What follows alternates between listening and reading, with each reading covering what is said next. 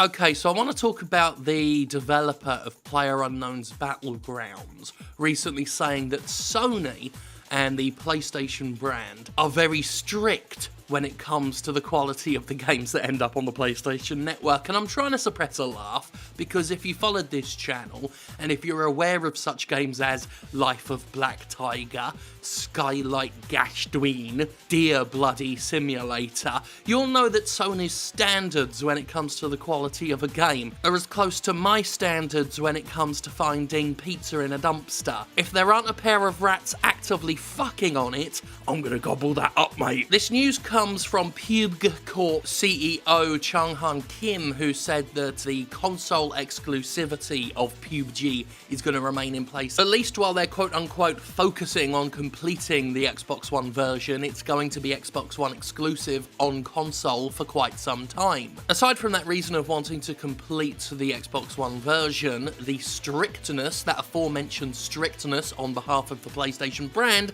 was also name-checked as a reason for the exclusivity so far. They didn't give much in the way of information. The CEO simply said PlayStation is very strict about this. There were cases where a game took 6 months more to launch even when it was already completed. We're not entirely sure what that game was, but I can't believe it. Sony's approval process is a lengthy one from everything I've heard over the years. All that said, however, it is funny to consider the idea that PlayStation is being strict when you do look at some of the utterly galling shite that's appeared on the PlayStation Store. Games so bad they couldn't even get votes on Greenlight when Steam Greenlight is a thing have ended up on the PlayStation Store. Notoriously awful Steam games like Firefighters the Simulation have appeared on the fucking PlayStation Store. These are games you can get on PS4. A fucking slidey puzzle game you can get on PS4. A Brick Breaker game that's made out of anime titty Sony wallpapers. You can buy that as a bloody game.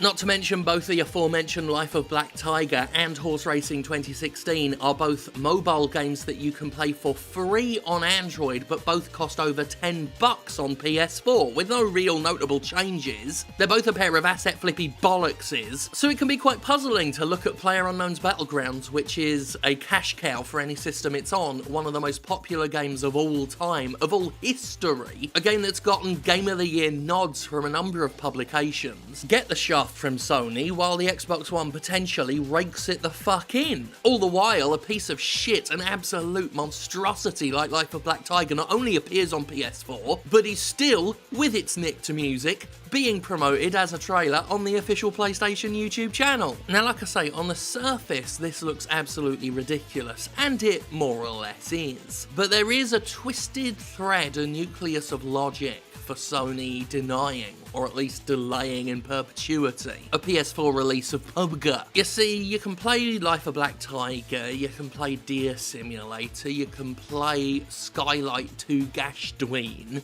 and you won't get a network lag error. These games are terrible, these games are awful, but if you play them, you know that it's because the games themselves are awful. It doesn't, for example, look like it's ever the hardware's fault that the camera is colliding through Life of Black Tiger's map. It's not Sony's fault, per se, that the game feels like a truck full of arseholes to play. The PlayStation 4 might house some truly terrible games, but it's because the games are truly terrible. And no one will play them and think, oh, this is because the PlayStation 4 can't handle it. When it comes to PUBG, as true or not as the case may be, that's how it can look.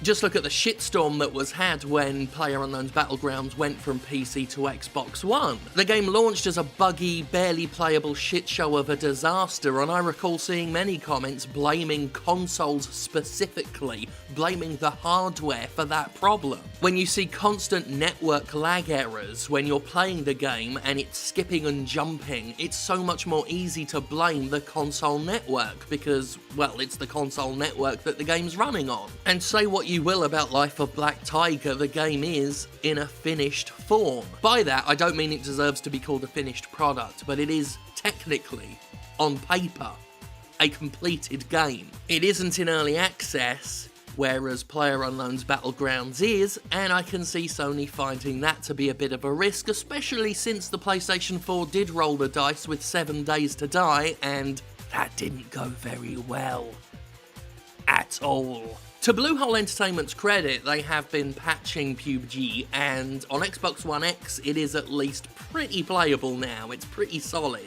But even on PC, it's still a bit of a problem. I was capturing footage of the game yesterday, and the amount of texture pop-in and loading times, even on a computer, still leaves a fuckload to be desired sometimes. And unfortunately for PUBG, no matter how popular it is, no matter how many people are playing it, no matter what a cultural phenomenon it's become, when it sucks, the ways in which it sucks can look very much like the fault of the hardware, and I can see exactly why Sony would be leery about that.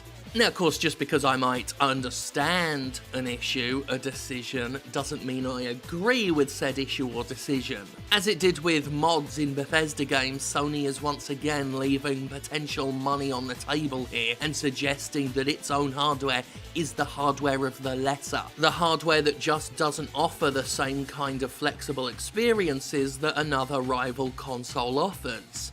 Given PUBG's massive popularity, and given the fact that no matter how many faults it has, it still draws people to it like moths to a flame, it does seem a little bit of a shot in the foot on Sony's part to deny this a PS4 release. This is, of course, just my personal opinion, but the PR risk of greenlighting PlayerUnknown's Battlegrounds on PS4 is far outweighed by the benefits of allowing PS blah blah blah blah blah blah. I hate saying PlayerUnknown's Battleground and PS4 in the same sentence, or any variation or abbreviation of either. Anyway, you get what I mean. In this particular instance, I think Sony's risk and reward ratio has been balanced in the opposite way it should have been. And even with everything I've discussed, it's still absolutely fucking ridiculous that Firefighters the Simulation and Skylight Gashtoween and Life of Black Tiger are on PS4 while PUBG isn't. And that does lend credence to this idea that it isn't quite about how good the game is, it's more about who you know when it comes to getting your game on Sony's service.